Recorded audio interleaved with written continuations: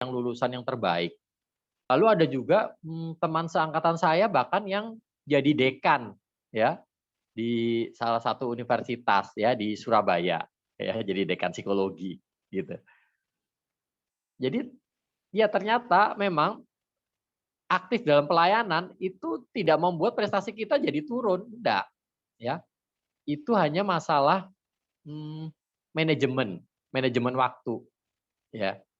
Justru dengan kita aktif pelayanan ya, kita aktif dalam berbagai macam kegiatan, itu kita bisa dikatakan kita didorong ya, didorong untuk me-manage waktu kita dengan lebih baik. Beda kalau kita banyak waktu nganggurnya ya, banyak waktu nganggurnya itu jarang, kita jarang didorong untuk me-manage waktu, ya, karena kan nggak ngapa-ngapain, ya. Nah, tapi dengan banyaknya kegiatan termasuk aktif dalam pelayanan, itu betul-betul dilatih dan terlatih betul ya untuk memanajemen waktu. Dan itu nilai plus juga ya. Nanti kalau di dunia kerja ya pasti itu nilai plus juga ya. Dalam hal manajemen waktu sudah enggak pusing lagi, menentukan prioritas ya, ngatur waktunya, bisa pelayanan, bisa juga berprestasi berprestasi tapi juga aktif dalam pelayanan dan bertanggung jawab ya dalam pelayanan, ya. Saya dulu bahkan ndak mungkin bisa misalnya, wah masa-masa misalnya ada tugas numpuk lalu kemudian pelayanan ditinggal. Saya ndak dulu ya, itu ndak bisa kayak gitu, ya. Tetap dikerjakan. Jadi kalau mau, apa ya, pelayanan itu bisa tetap dikerjakan dengan penuh tanggung jawab, ya tugas jangan dibiarkan menumpuk, ya. Jadi antisipasi, semua dikerjakan pada waktunya. Nah, seperti itu. Jadi sebetulnya mungkin ya, kita berprestasi dalam kuliah dan juga aktif dalam pelayanan. Jadi ini maksudnya supaya jangan sampai di antara kita ada yang berpikir, "Wah, saya pelayanan nanti nilai kuliah saya turun." Enggak, sebetulnya tidak ada yang betul-betul nilai kuliahnya itu turun hanya karena dia aktif dalam pelayanan. Enggak, bukan karena itu.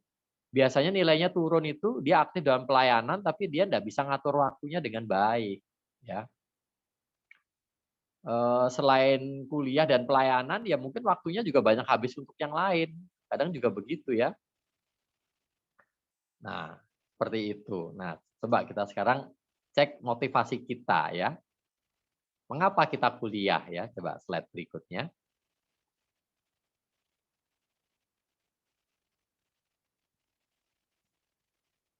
Silahkan bisa slide berikutnya.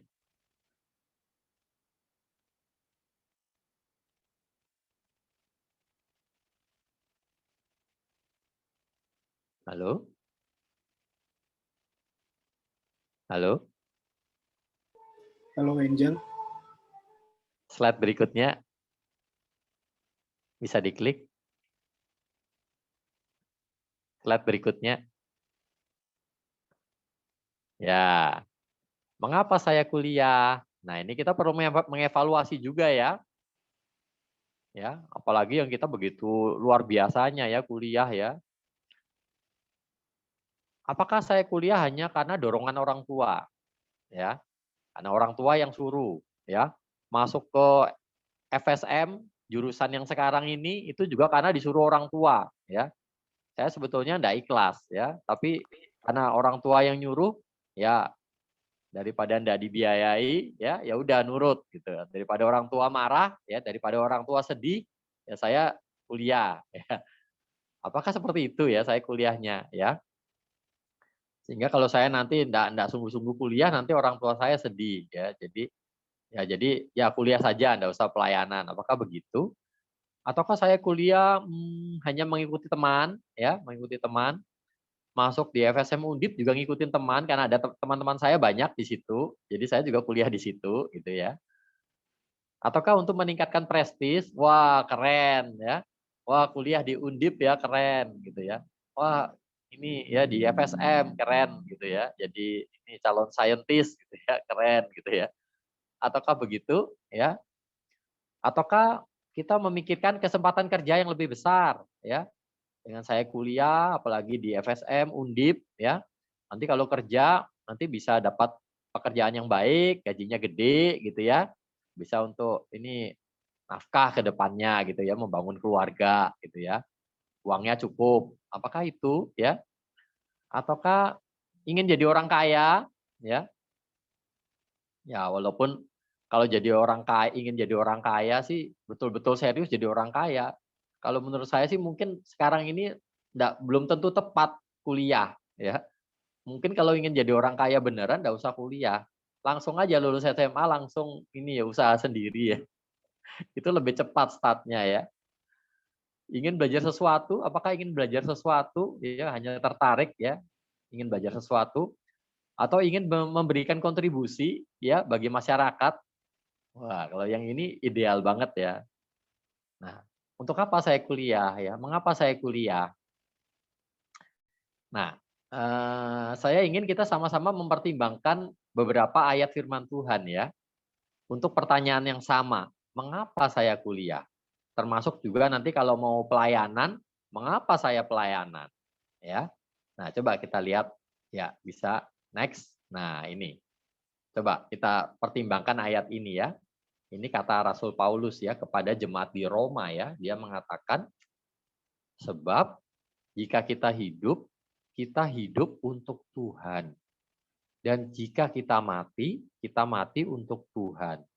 Jadi baik hidup atau mati, kita adalah milik Tuhan. Apa artinya kalau kita menyebut Yesus itu Tuhan? Ya kan? Sebagai orang Kristen, kita beda dengan orang-orang dalam agama lain ya. Kalau agama lain ya mungkin ada yang menganggap Yesus itu nabi. Tapi bagi mereka Yesus itu bukan Tuhan. Tapi bagi kita Yesus itu Tuhan. Nah, apa artinya menyebut Yesus itu Tuhan? Menyebut Tuhan Yesus ya, Tuhan Yesus, Tuhan Yesus ya. Kalau kita menyebut Yesus itu Tuhan, berarti kita mengakui bahwa Yesus itu adalah Tuhan. Tuhan, pemilik, dan penguasa dari hidup saya. Nah, kalau begitu, berarti hidup saya itu adalah untuk Tuhan Yesus. Nah, kalau hidup saya itu untuk Tuhan Yesus, kan berarti untuk apa saya kuliah? Ya berarti kan kuliah juga untuk Tuhan Yesus. Untuk apa saya pelayanan? Ya berarti ya untuk Tuhan Yesus juga. Sama-sama untuk Tuhan Yesus ya. Itu. Jadi kalau kita kuliah, itu juga kita kuliah seharusnya untuk Tuhan Yesus. Kalau betul Yesus itu Tuhan loh. Ya. Atau jangan-jangan kita berpikir kalau pelayanan itu untuk Tuhan. Lalu kalau kuliah itu untuk diri sendiri. Sehingga mungkin itu tidak kita sadari ya. Pemikiran kayak gitu ya. Kuliah untuk Tuhan, pelayanan untuk Tuhan, kalau kuliah itu untuk diri sendiri.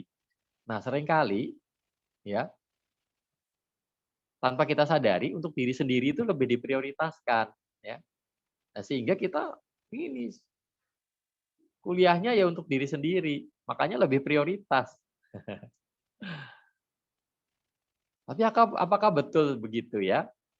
Kan kalau betul Yesus itu Tuhannya kita, ya kalau betul Yesus itu Tuhannya kita, bukan cuma omongan ya, tapi betul-betul Yesus itu Tuhannya kita, tentu kita hidup untuk Tuhan. Kita pelayanan juga untuk Tuhan. Kita studi itu juga untuk Tuhan harusnya. Ya. Bukan untuk diri sendiri. Oke. Nah, sekarang ayat berikutnya, next. Nah, ini. Apapun juga yang kamu perbuat, perbuatlah dengan segenap hatimu, seperti untuk Tuhan dan bukan untuk manusia. Berarti apapun juga ya, pelayanan, perbuatlah dengan segenap hatimu, seperti untuk Tuhan. Studi, perbuatlah dengan segenap hatimu, seperti untuk Tuhan. Nah, teman-teman yang pelayanan, itu mengerjakan pelayanannya dengan segenap hati enggak? Seperti untuk Tuhan. Kalau itu kita lakukan untuk Tuhan, apakah boleh dengan kualitas yang setengah-setengah? ya. Oh, kita berpikir, oh Tuhan kan mengasihi. Tuhan kan menerima aku apa adanya. Betul. Tuhan mengasihi, Tuhan menerima kita apa adanya. Tetapi bukankah Tuhan tahu kalau kita mengerjakannya dengan sungguh-sungguh atau dengan setengah-setengah tuh Tuhan tahu loh, ya. Dan tentu Tuhan lebih suka, ya, kalau kita mengerjakannya dengan sungguh-sungguh karena Tuhan tahu hati kita, ya kan? Kalau kita kerjanya dengan setengah-setengah ya tentu Tuhan sedih, ya. Tuhan ini ya, anakku kok kayak gini ya, gitu. Nah, begitu juga studi. Studi juga ya mestinya dengan segenap hati juga, ya, untuk Tuhan. Nah, tapi pertanyaannya kalau kita studi, kita segenap hati untuk Tuhan atau sebetulnya untuk diri sendiri ya, sebetulnya ya. Nah, coba dievaluasi. Misalnya kamu dalam mata kuliah tertentu, kamu nilainya dapat C, lalu kamu sedih. Itu sedih itu betul-betul karena Tuhan, ya, karena kamu merasa kamu belum bisa, ya, belum mengerjakan yang terbaik untuk Tuhan, ya, kamu sedih karena itu, atau kamu sebetulnya sedih ya, ya karena dirimu sendiri, ya, karena nilaimu tidak sebagus yang kamu harapkan, ya apalagi kamu membandingkan dengan temanmu, kamu lebih jelek nilainya, kamu sedih gitu, ya. Kalau begitu kan, nah jangan-jangan kamu studi selama ini bukan untuk Tuhan ya, tapi untuk dirimu sendiri, ya. Mungkin itu sebabnya juga kamu nggak mau terlibat dalam pelayanan. Ya karena kamu pada dasarnya masih hidup untuk dirimu sendiri. Termasuk studimu juga untuk diri sendiri ya. Ya. Nah, tapi itu juga bukan berarti yang pelayanan itu pasti, kalau pelayanan itu pasti untuk Tuhan, belum tentu juga. Orang bisa juga pelayanan itu juga tanpa diketahui oleh siapa-siapa juga bisa jadi untuk diri sendiri, ya. Bisa juga loh orang pelayanan untuk diri sendiri ya supaya supaya lebih dihargai ya, supaya dapat temen gitu ya, bisa juga gitu ya motivasinya. Bukan melakukannya untuk Tuhan. Nah, coba kita lihat lagi next ya, ayat yang berikutnya. Nah, jika ini kata Rasul Paulus ya kepada jemaat di Korintus, jika engkau makan atau jika engkau minum atau jika engkau melakukan sesuatu yang lain, berarti kan melakukan pelayanan, melakukan studi ya, lakukanlah semuanya itu untuk kemuliaan Allah, ya. Betul enggak kamu melakukan studimu itu untuk kemuliaan Allah? Sungguh-sungguh loh untuk kemuliaan Allah, ya. Kamu dapat nilai baik, kamu mengerjakan tugas ya sungguh-sungguh, kamu mendengarkan dosen sungguh-sungguh ya, kamu mempersiapkan diri untuk ujian ya, mengerjakan soal-soal ujian itu dengan sungguh-sungguh. Untuk kemuliaan Tuhan, ya tentu kalau untuk kemuliaan Tuhan pasti tidak nyontek, ya. Kalau nyontek itu namanya bukan untuk kemuliaan nama Tuhan ya, itu malah bikin nama Tuhan jadi jelek ya, gitu. Nah, betul enggak kita melakukannya untuk kemuliaan Tuhan? Ya, terus next. Tuh, ada juga ayatnya ya, ini kata-kata Tuhan Yesus sendiri ya. Tetapi carilah dahulu kerajaan Allah dan kebenarannya, maka semuanya itu akan ditambahkan kepadamu ya. Ini konteksnya, perikopnya itu tentang kekhawatiran ya. Jangan kamu khawatir apa yang kamu makan, apa yang kamu minum, apa yang kamu pakai. Semuanya itu dicari dan dikejar oleh orang-orang yang tidak mengenal Allah. Tetapi kamu sebagai orang yang mengenal Allah, sebagai anak-anak Allah ya, kamu tidak perlu khawatir semuanya itu, tetapi carilah dahulu kerajaan Allah dan kebenarannya. Maksudnya ya prioritaskan Tuhan ya, nomor satukan Tuhan. Maka semuanya itu akan ditambahkan kepadamu. Kamu tidak perlu khawatir untuk itu, ya. Nah, oke, sekarang next ya.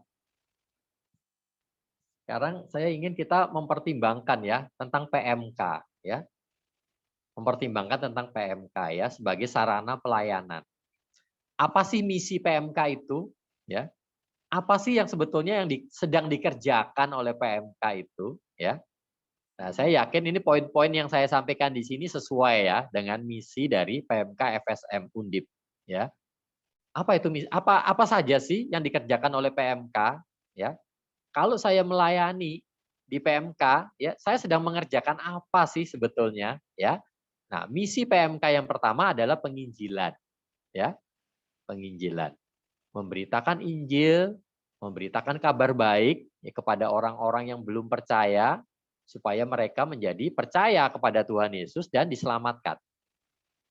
Ya, firman Tuhan dalam Yohanes 3 ayat 16 itu mengatakan, karena begitu besar kasih Allah akan dunia ini, sehingga ia telah mengaruniakan anaknya yang tunggal, supaya setiap orang yang percaya kepadanya tidak binasa, melainkan beroleh hidup yang kekal. Berarti kan kalau orang itu percaya kepada Tuhan Yesus, dia beroleh hidup yang kekal. Kalau orang itu tidak percaya kepada Tuhan Yesus, dia binasa. Ya, itu sudah pasti. Ya. Jadi kalau dia selama di dunia ini tidak percaya kepada Tuhan Yesus, pasti binasa. Itu sudah pasti. Nah, coba tugas siapa untuk memberitakan Injil ya kepada orang-orang yang belum percaya? Kepada ya terkhusus kepada para mahasiswa FSM Undip yang belum percaya kepada Tuhan Yesus. Coba bayangkan, coba pikirkan, berapa banyak teman-temanmu yang bukan Kristen, katakanlah ya, yang bukan Kristen. Itu kan jelas-jelas ya mereka belum percaya kepada Tuhan Yesus ya. Kalau mereka sampai lulus dari FSM tetap tidak percaya kepada Tuhan Yesus, nah, biasanya kalau sudah terlanjur dewasa itu lebih sulit lagi berubah ya. Sudah lulus, kerja, ya sudah. Lebih kecil kemungkinannya untuk mereka bisa menjadi percaya pada Tuhan Yesus. Dan sudah pasti berarti mereka ke depannya akan binasa. Lalu siapa yang mesti memberitakan Injil kepada mereka ya selama mereka kuliah? Kita mau minta siapa? Mau minta pendeta gitu, pendeta masuk ke kampus gitu, memberitakan Injil satu-satu gitu. Ya enggak bisa begitu, ya. Selain tenaganya kurang, ya kurang banyak, ya. Ya pendeta juga banyak urusan yang lain, ya. Siapa yang sehari-hari bersama-sama dengan orang-orang itu siapa yang sehari-hari bersama-sama ya ketemu bergaul dengan mereka? Ya tentunya para mahasiswa Kristen FSM Undip, ya kan? Yang sehari-harinya ketemu mereka, bergaul dengan mereka, komunikasi dengan mereka. Itu adalah kesempatan-kesempatan untuk memberitakan Injil kepada mereka. Dan itu baru yang belum Kristen ya, yang bukan Kristen, yang non Kristen. Termasuk juga yang sudah Kristen. Coba, apakah kalian yakin yang sudah beragama Kristen ya secara KTP-nya sudah Kristen, apakah kalian yakin mereka sudah percaya betul-betul sama Tuhan Yesus? Ya. Jadi belum tentu sebetulnya, belum tentu orang yang sudah yang KTP-nya Kristen itu betul-betul sudah percaya kepada Tuhan Yesus ya. Itulah sebabnya setiap awal tahun ajaran baru selalu ada acara pemberitaan Injil ya. Sekalipun kita sudah tahu ini sudah Kristen semua ini ya, tetap diberitakan Injil karena siapa tahu ada yang belum jelas tentang berita Injil dan juga belum betul-betul percaya. Belum pernah kalau ditanya, apakah kamu pernah dalam hidupmu kamu berdoa terima Tuhan Yesus? Sungguh-sungguh menerima Yesus sebagai satu-satunya juru selamat dan Tuhan dalam hidup. Secara pribadi, apakah pernah? Mungkin banyak yang belum pernah. Ya, mungkin kalau ditanya, apakah kamu yakin kalau kamu sekarang meninggal dunia kamu selamat? Mungkin banyak yang tidak yakin, ya kan? Loh, padahal kan kata Tuhan kalau percaya ya pasti beroleh hidup yang kekal. Berarti kan penginjilan itu juga perlu ya dilakukan ya. Pada orang-orang yang sudah Kristen pun tetap perlu. Nah, tugas siapa coba memberitakan Injil seperti ini? Ya. Nah, bagaimana kita yang mahasiswa Kristen bisa berpangku tangan ya? Kalau banyak orang yang terancam binasa, kita bisa berpangku tangan gitu. Ya, aku kuliah saja ya. Nah, sekarang kita lihat misi PMK yang kedua. Coba lihat. Nah, misi PMK yang kedua adalah pemuritan. Pemuritan itu artinya eh, kepada para mahasiswa yang sudah menerima Tuhan Yesus sebagai satu-satunya juru selamat dan Tuhan di dalam hidupnya. Karena itu yang sudah diselamatkan, ditolong untuk bertumbuh sebagai seorang murid Kristus. Ya, caranya bagaimana? Nah itu, Matius 28 itu ya. Karena itu pergilah, jadikan semua bangsa muridku. Ya, caranya bagaimana? Dan baptislah mereka dalam nama Bapa, Anak, dan Roh Kudus. Jadi kepada mereka diberitakan Injil, ya, yang percaya memberi diri dibaptis, ya. Kemudian setelah dibaptis tidak selesai, ya, setelah terima Tuhan Yesus, setelah diselamatkan tidak berhenti di situ, dan ajarlah mereka melakukan segala sesuatu yang telah kuperintahkan kepadamu.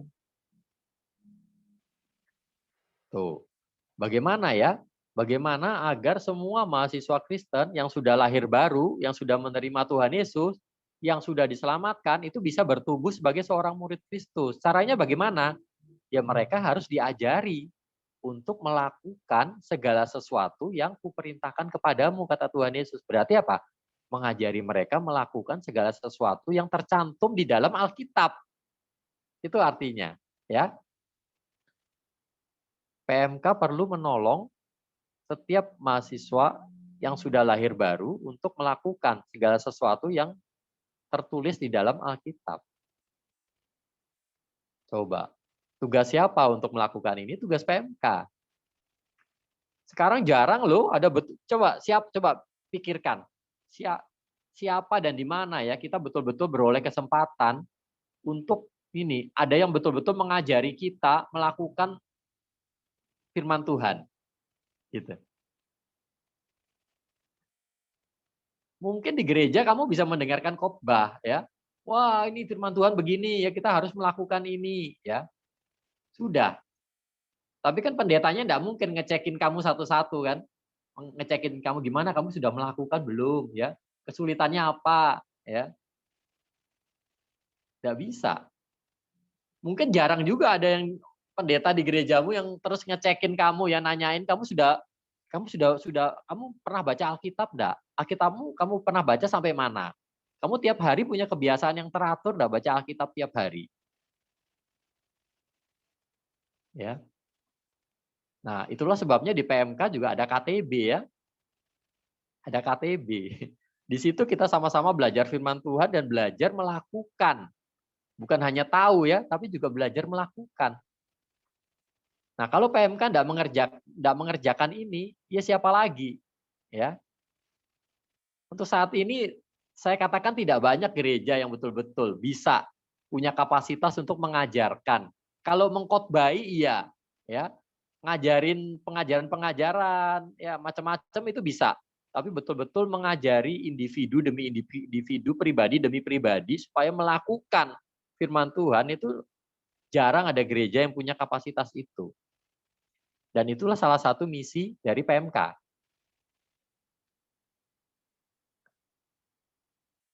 Inilah amanat agungnya Tuhan Yesus ya. Nah, bagaimana kita coba? Kita yang adalah mahasiswa Kristen, apalagi kita mengaku sudah terima Tuhan Yesus, bagaimana kita bisa berpangku tangan ya? Di saat ada banyak mahasiswa, bahkan mahasiswa Kristen yang kenyataannya belum melakukan firman Tuhan di dalam hidupnya. Dari mana kita tahu? Nah, coba lihat aja, coba jujur. Di antara semua teman-temanmu yang Kristen, apakah mereka pada saat ujian nyontek? Gitu ya. Nah, kalau Banyak yang nyontek, ya berarti banyak yang belum melakukan firman Tuhan, ya. Ya firman Tuhan bagi mereka cuma teori doang ya. Nggak ada dalam kenyataan hidupnya, nggak ada. Ya itulah tugas PMK, itulah misi PMK. Bagaimana kita bisa berpangku tangan ya, tidak mengerjakan pelayanan ini. Ya, coba misi PMK yang ketiga apa? Next. Ya, pelipat gandaan. Ya maksudnya, ini ya kalau kata Tuhan Yesus, tuaian memang banyak, tetapi pekerja sedikit. Karena itu mintalah kepada Tuhan yang mempunyai tuaian supaya ia mengirimkan pekerja-pekerja untuk tuaian itu. Ya. Jadi yang dilayani, yang butuh dilayani, butuh di PI, butuh dimuridkan itu banyak sekali. Tapi yang betul-betul mau dan bisa mengerjakan itu terbatas sekali. Nah, bagaimana coba dalam kondisi keterbatasan sedikitnya pekerja ini, bagaimana kita masih bisa berpangku tangan tidak mengerjakan apa-apa, ya, tidak mau melayani, ya. Coba yang ikut KTB di seluruh PMK FSM sekarang, jumlahnya kakak KTB itu ada berapa? Kakak KTB yang betul-betul ya, betul-betul bisa mimpin, itu ada berapa orang coba? Nah, yang perlu dipimpin itu ada berapa orang? Dan yang belum dijangkau, belum masuk KTB itu berapa orang? Itu banyak sekali. Ya. Sementara yang bisa mengerjakan sedikit. Ya. Bagaimana kita bisa berpangku tangan ya, tidak mengerjakan apa-apa, tidak mau terlibat. Sekarang yang terakhir, apa misi PMK yang terakhir? Nah, pengutusan. Ya. PMK juga mempersiapkan ya, menolong para mahasiswa yang sudah dimuridkan ya, sudah dibentuk menjadi pemimpin ya, dipersiapkan untuk bisa bermisi di dunia kerja, untuk bisa mengerjakan kehendak Tuhan, hidup sesuai dengan kehendak Tuhan, memajukan kerajaan Allah di dunia kerja. Nah, PMK perlu mempersiapkan orang-orang ini ya, kata Tuhan Yesus, lihat aku mengutus kamu seperti domba ke tengah-tengah serigala. Sebab itu hendaklah kamu cerdik seperti ular dan tulus seperti merpati. Ya. Jadi selain hidupnya benar ya, orangnya juga harus punya kompetensi ya untuk bisa bermisi di dunia kerja. Nah, ini tugas PMK mempersiapkan ya. Coba bagaimana kita tidak bisa menjadi bagian dari pelayanan ini? Bagaimana kita bisa berpangku tangan dan tidak mengerjakan apa-apa, hanya ngurusin studinya kita.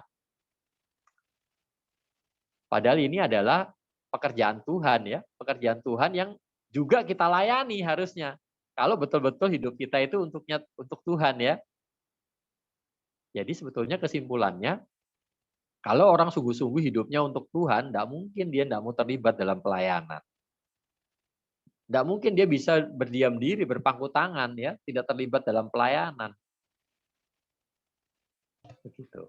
Nah, kita lihat ada 3 ayat yang terakhir ya. Next. Nah, itu. Tuhan Yesus ya, anak manusia itu Tuhan Yesus ya. Karena anak manusia juga datang bukan untuk dilayani, melainkan untuk melayani dan untuk memberikan nyawanya menjadi tebusan bagi banyak orang. Banyak orang ini siapa? Ya sih teman-teman kita di FSM. Ya, termasuk teman-teman yang bukan Kristen, yang non-Kristen. Juga teman-teman yang Kristen semuanya. Tuhan Yesus sudah mati memberikan nyawanya untuk menebus mereka semua. Dan Tuhan Yesus datang juga untuk melayani. Ya, bukan untuk dilayani. Nah, apakah kita mau berpangku tangan saja, tidak melayani, sedangkan Tuhan kita aja melayani ya? Berikutnya. Next. Nah, itu. Bukankah kamu mengatakan 4 bulan lagi tibalah musim menuai? Ya, tetapi aku berkata kepadamu, lihatlah sekelilingmu dan pandanglah ladang-ladang yang sudah menguning dan matang untuk dituai. Ya. Mau mengikut Tuhan, mau melayani Tuhan, ya jangan ditunda-tunda. Ya nanti 1 bulan lagi, 2 bulan lagi, ya nanti. Ya. Ya keburu nanti keburu kita lulus ya, keburu kita lulus sudah tidak ada lagi kesempatan untuk melayani ya, jadi sulit. Coba lihat sekitar kita, ada begitu banyak ya teman-teman yang butuh dilayani sebetulnya. Tuwean banyak sekali, ya, yang butuh dilayani, butuh di PI, ya, butuh mendengarkan berita Injil, butuh untuk dibina, dimuridkan, itu banyak sekali, ya. Butuh untuk hidupnya ditolong, hidupnya diubahkan tuh banyak sekali. Nah, tapi pekerja sedikit. Nah, lihatlah sekelilingmu, ladang-ladang sudah menguning, matang untuk dituai, ya. Kalau ditunda-tunda nanti terlanjur membusuk ya, membusuk panen gagal, ya. Jadi kuliah itu coba kita lihat ya per generasi-generasi. Jadi satu generasi itu kalau terlambat dilayani ya bisa bisa hilang satu generasi itu, ya. Nah, sekarang coba yang terakhir ya. Next. Nah, itu. Kita harus mengerjakan pekerjaan Dia yang mengutus aku selama masih siang. Akan datang malam di mana tidak ada seorang pun yang dapat bekerja. Ya, ini sekarang ini ya, mumpung masih ada waktu, ya. Mumpung PMK masih boleh ada. Siapa tahu ini besok-besok ada ini ya, sudah enggak boleh ada PMK di kampus ya. Gimana coba? Sudah sulit. Ya mumpung masih ada PMK, mumpung kita masih boleh ya mengadakan PMK masih boleh mengadakan ibadah ya di kampus ya. Mengadakan persekutuan, rapat-rapat masih boleh ya.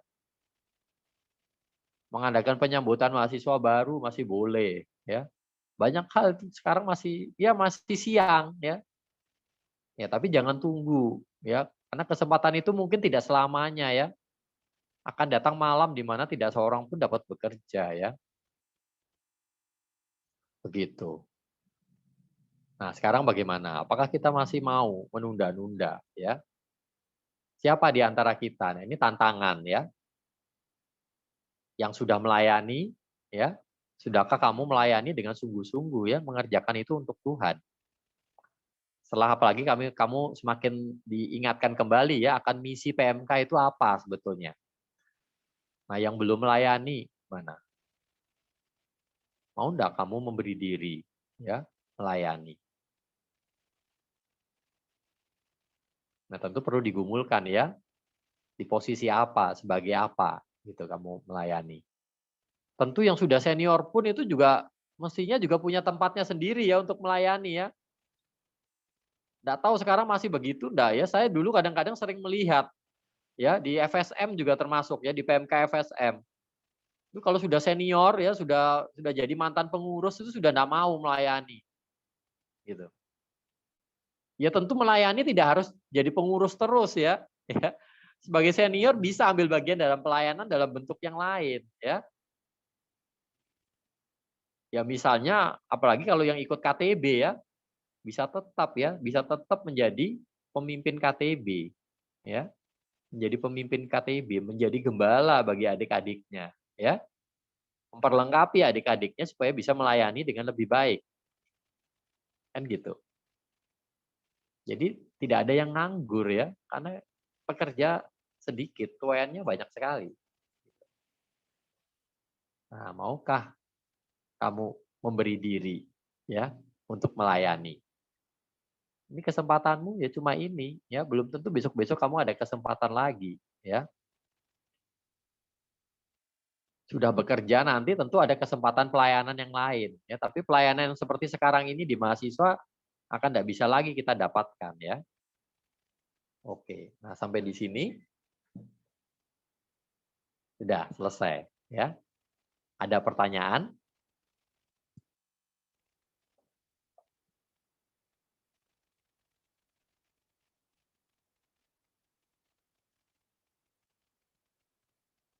Oke, kalau tidak ada kita tutup ya dalam doa ya. Yang mudah-mudahan setelah ini semua mulai berpikir ya dan mulai buka hati ya untuk ini betul-betul mau sungguh-sungguh melayani, memberi diri melayani. Khususnya melalui PMK FSM ini ya. Atau juga ada yang mempertimbangkan untuk memberi diri ya untuk menjadi pemimpin KTB ya, kakak KTB. Oke, mari kita berdoa ya. Kita tutup dalam doa. Ya Bapak, terima kasih untuk waktu ini. Terima kasih kalau Tuhan berbicara pada kami masing-masing siang hari ini. Kiranya Roh Tuhan sendiri yang terus berbicara kepada kami dan memimpin kami kepada penggenapan kehendak-Mu di dalam hidup kami. Engkau yang menuntun setiap kami untuk kami bisa ambil bagian dalam pelayanan yang Tuhan kehendaki bagi kami. Kiranya Roh-Mu yang memimpin kami dan menolong kami untuk mengerjakan pelayanan kami dengan sungguh-sungguh bagi kemuliaan nama Tuhan. Terima kasih ya Bapa. Terima kasih Tuhan Yesus. Dalam nama Tuhan Yesus kami berdoa. Amin. Ya, saya kembalikan mungkin kepada WL ya. Terima kasih kepada Kau Budi atas renungan yang indah tadi. Sedikit yang bisa aku petik dari renungan tadi, sesuai dengan natsnya, kita sebagai mahasiswi Undip, tentunya di FSM ini, hendaklah kita belajar dan berprestasi, juga berpelayanan dengan melakukan sesuai kehendak Tuhan. Hendaklah kita melakukannya dengan semaksimal mungkin, karena kita ada sampai saat ini itu berkat dari Tuhan. Maka kita juga harus mempersembahkan yang terbaik untuk Tuhan, sebagaimana Tuhan telah memberikan yang terbaik juga untuk kita. Nah, di sini udah ada tertera dari barcode persembahan PU hari ini, ada barcode GoPay, Dana, OVO, dan BNI. Di nomor GoPay, OVO, dan Dana, nomornya 0821 3772 7248. Bank BNI 0697 869953 atas nama Lolita Sari Borutampu Bolon. Untuk memudahkan pencatatan, dimohon untuk mencantumkan kode 1 untuk persembahan. Contohnya dalam bentuk rupiah 100.000 100.000 100.001. Di sini aku mau bacain satu ayat dari 1 Tawarik 16 ayat 29. Berilah kepada Tuhan kemuliaan namanya, bawalah persembahan dan masuklah menghadap Dia. Sujudlah menyembah kepada Tuhan dengan berhiaskan kekudusan.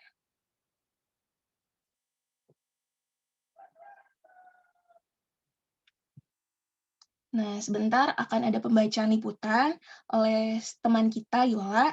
Kepada Yola dipersilakan. Shalom semuanya, apa kabar? Semoga kalian dalam keadaan sehat ya. Nah, berikut saya akan bacakan liputan PMK pada hari Jumat 23 April 2021. Yang pertama, selamat ulang tahun kepada yang berulang tahun pada 29 Maret sampai 23 April. Yang pertama kepada Kak Krisentia Widya Ardianti dari Statistika 2015, Kak William dari Informatika 2017, Kak Sherlyn Filbert dari Bioteknologi 2019, Kak Denia Milenika Silalahi dari Kimia 2018, Kak Talita D. Hareva dari Bioteknologi 2019, Kak Wahyu Sasangkadi dari Informatika 2015, Kak Giat Baja Pesinaga dari Informatika 2016, Kak Hendra Gunawan dari Matematika 2016, Kak P. Puspitasari dari Matematika 2016, Kak Kris Harjanto dari Informatika 2016, Kak Joseph Calvin Tampu Bolon dari Bioteknologi 2018, Zela Artameviana Pitupulu dari Bioteknologi 2020, Kak Tiara Monalisa Siregar dari Biologi 2020, Kak Tia Bella Apriliana dari Biologi 2016, Kak Doma Zaneta dari Informatika 2019, Kak Livia Vina Erawan dari Biologi 2018, Kak Ariel Stephen Sagala dari Informatika 2019, Kak Maureen Jessica Arintaria dari Biologi 2017, Kak Alprian Krisna Melati dari Biologi 2018, Kak Jeremy Edward Wijaya dari Informatika 2019, Kak Enita Setiawan Zega dari Biologi 2019, Christine Manurung dari Bioteknologi 2019, Kak Theophilus Kurniawan dari Informatika 2016, Kak Caroline Intaniasi T dari Fisika 2019, Kak Bungan Paulina Grace dari Statistika 2019, Rexer Frasienda dari Bioteknologi 2020, Kak Sally Gabel Apriliani Depari dari Informatika 2015, Kak Olivia Winardi dari Fisika 2017, Kak Valerina Larissa Alessandra dari Biologi 2019, Kak Elega Putri Sitanggang dari Informatika 2015, Kak Maurice Nicholas Watimena dari Biologi 2019, Kak Asi Simarmata dari Biologi 2019, Kak Christine Bening Sukmawati dari Fisika 2017, Kak Felicia Devi Pramono dari Matematika 2019, Fania Jessica Azalia dari Informatika 2020, Kak Clarissa dari Matematika 2019, Kak Santi Hayuning Putri dari Fisika 2019, Kak Megananda Aprilia dari Biologi 2015, Kak Lisandro Bona Putra Sira dari Kimia 2019, Anggi Maharani Damanik dari Bioteknologi 2020, Kak Solafide dari Statistika 2017.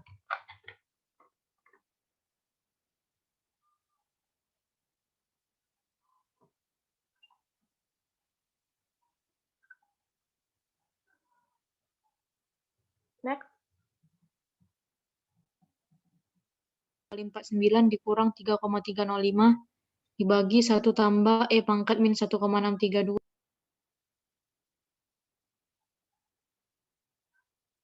Next. Di sini juga ada ayat Alkitab untuk yang berulang tahun akan saya bacakan dari Mazmur 133 ayat 3. Seperti embun gunung Hermon yang turun ke atas gunung-gunung Sion, sebab kesanalah Tuhan memerintahkan berkat kehidupan untuk selama-lamanya. Selanjutnya, dana usaha PMK kita udah punya akun IG sendiri loh, di PMK FSM Store. Kamu bisa nemuin apa aja yang kamu perlukan, mulai dari top up pulsa, kuota, telepon atau SMS, token PLN, Gojek, Grab, OVO, dan Dana. Kemudian peralatan dan buku-buku rohani, alat-alat elektronik, dan makanan-makanan ringan. Untuk informasi lebih lanjut, bisa hubungi kontak person yang tersedia, atau bisa menghubungi lewat Instagram kita di @pmkfsmstore. Selanjutnya. Bagi teman-teman yang punya kerinduan atau talenta baik dalam bernyanyi atau memberitakan firman Tuhan, bisa menghubungi Christian di 0821 3766 6959 atau di @tianaci45. Persekutuan Mahasiswa Kristen Fakultas Sains dan Matematika juga mengadakan ibadah Paskah dengan tema Aku Telah Melihat Tuhan yang diambil dari Yohanes 20 ayat 11-18 dan akan dibawakan oleh Pendeta Rinta Kagunawan SSI pada Sabtu 1 Mei 2020 pukul 9 WIB di platform ini. Untuk informasi lebih lanjut, dapat menghubungi kontak person yang sudah tersedia di layar. Untuk teman-teman semua, jangan lupa follow dan subscribe sosial media kita di YouTube di PMK FSM Undip, lain di @jxm0911t, di Instagram di @pmkfsm Undip dan PMK FSM Store. Dan untuk teman-teman yang memiliki kerinduan untuk meminjam buku, PMK juga menyediakan perpustakaan PMK dengan kontak person yang sudah tersedia di layar. Sekian liputan PMK FSM pada hari ini, saya kembalikan ke WM. Terima kasih atas pembacaan liputan tadi. Sekarang kita akan memberikan satu pujian lagi dalam lagu Ku Persembahkan Hidupku yang sesuai dengan renungan dan nats kita dalam PU hari ini, di mana lagu ini menunjukkan bagaimana kita mempersembahkan hidup kita yang terbaik, yang berkenan ke hadapan Tuhan.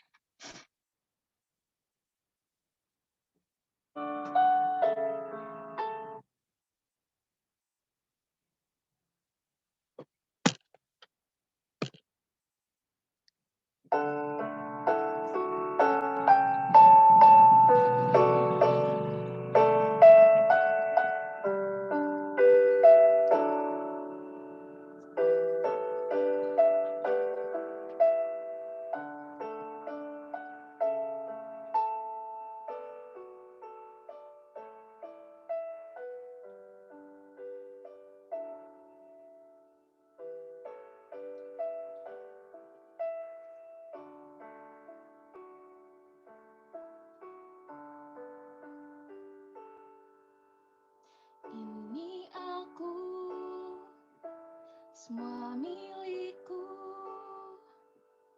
ku serahkan padamu, Tuhan. Penyesalan dan kebanggaan, suka dan duka, semua ku serahkan. Yang telah lalu, yang akan datang, hasrat dan harapan yang terbayang, masa depan dan rencanaku, semua ku serahkan dalam tangan-Mu.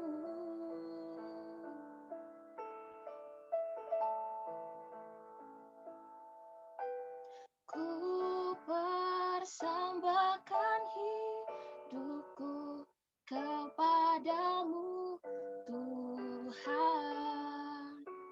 Untuk kemuliaan-Mu, ku berikan hidup ini sebagai persembahan yang berkenan padamu.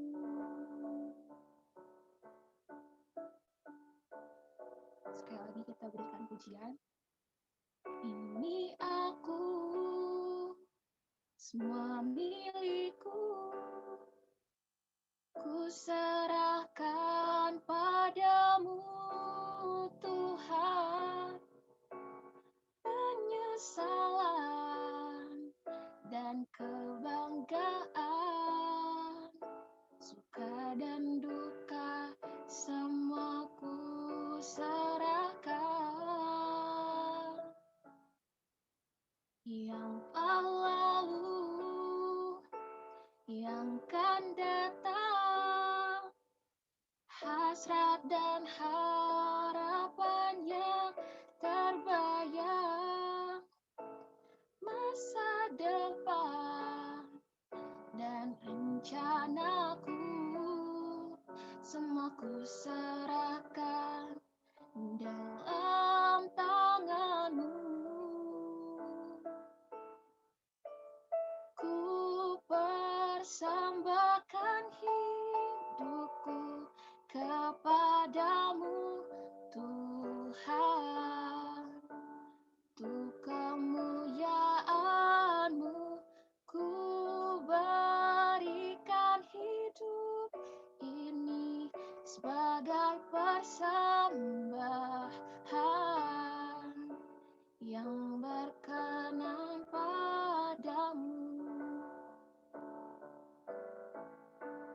Ku persembahkan hidupku kepadamu, Tuhan. Untuk kemuliaan-Mu, ku berikan hidup ini sebagai persembahan yang berkenan padamu. Oh, oh, ku persembahkan hidupku kepadamu, Tuhan. Untuk kemuliaan-Mu, ku berikan hidup ini sebagai persembahan yang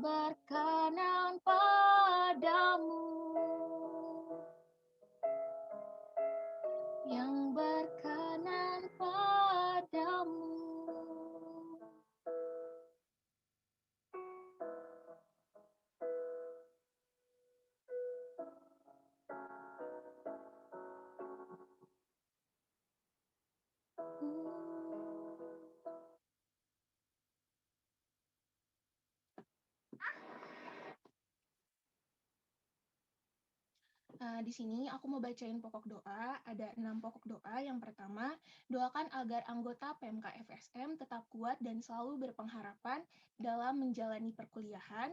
Yang kedua, doakan kesehatan dan perekonomian keluarga anggota PMK FSM. Yang ketiga, doakan agar anggota PMK FSM diberikan hikmah dan kekuatan dalam pengerjaan skripsi, persiapan PKL atau KP, maupun yang sedang mencari pekerjaan. Yang keempat, doakan agar pemerintah Indonesia diberikan hikmat dalam setiap keputusan yang akan diambil. Yang kelima, doakan beberapa daerah di Indonesia yang saat ini dilanda bencana alam agar cepat dipulihkan dan warga yang terkena dampaknya diberi kekuatan. Yang keenam, doakan agar upaya pencarian dan penyelamatan kapal selam KRI Nanggala 402 diberikan kemudahan dan kelancaran dan seluruh awak kapal bisa kembali dalam keadaan selamat. Keenam pokok doa ini akan dibawakan dalam doa oleh Ko Budi beserta dengan doa penutup. Kepada Ko Budi, dipersilakan. Oke, mari kita sama-sama berdoa.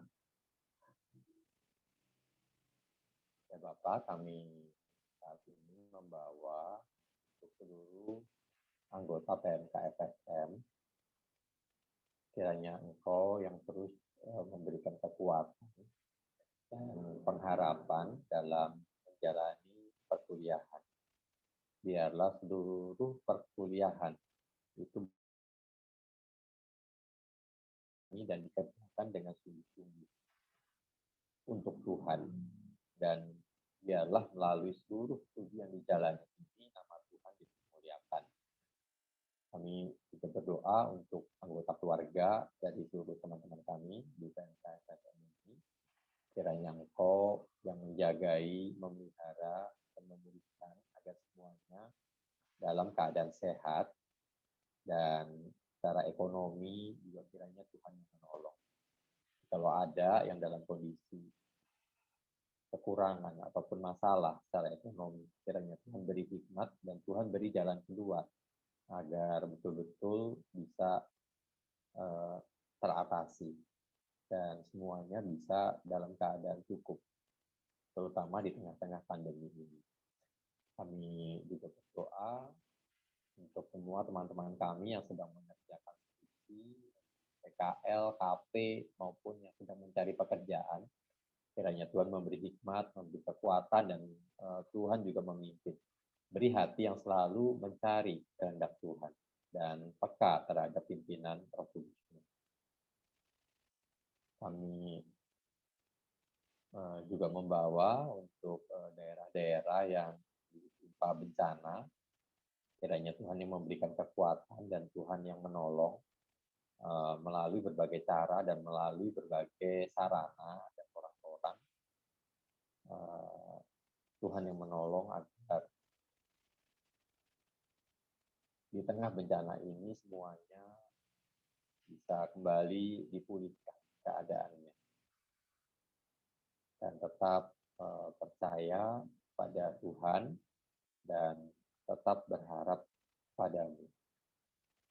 Kami juga membawa untuk agar di tengah-tengah situasi saat ini, pemerintah kami juga Tuhan beri hikmat-Mu dalam setiap pengambilan keputusan, dalam setiap publikasi-publikasi, komunikasi, juga Tuhan beri hikmat-Mu. Engkau yang memimpin dan memberkati, Engkau yang melindungi dan pemerintah. Kami juga berdoa untuk kapal selam yang saat ini belum ditemukan. Kami memohon pimpinan. Engkau yang kiranya memimpin dengan tangan murah-Mu. Engkau yang melimpahkan akan pertolongan-Mu agar kapal selam ini bisa diketahui keberadaannya dan bisa ditemukan. Dan kami juga berharap agar semuanya dalam keadaan baik dan sehat. Juga keluarga dari penumpang dari kapal selam ini, untuk keluarga mereka, kiranya Engkau memberikan kekuatan, Engkau yang terus menguatkan dan Engkau yang terus mendampingi. Terima kasih ya Bapak. Kami menyerahkan semuanya ini ke dalam pimpinan Tuhan. Engkau yang terus memberi kami hati yang mau melayani Tuhan. Dalam apapun yang kami kerjakan, baik itu studi kami maupun pelayanan di PMK atau apapun, biarlah semuanya itu kami lakukan dengan sepenuh hati.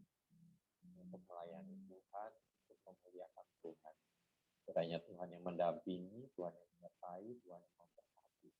Dan menjadikan kami saluran berkat Tuhan bagi orang banyak. Terima kasih ya Bapak, dalam nama Tuhan Yesus kami berdoa. Amin.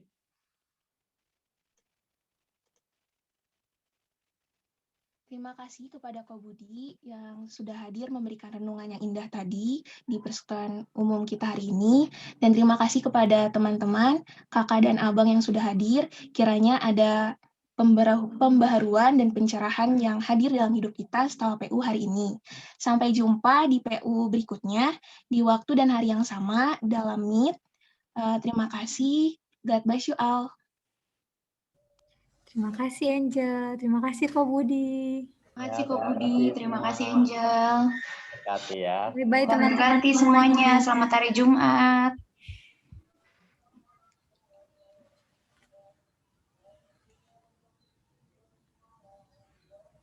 Bye-bye teman-teman, selamat berkuliah.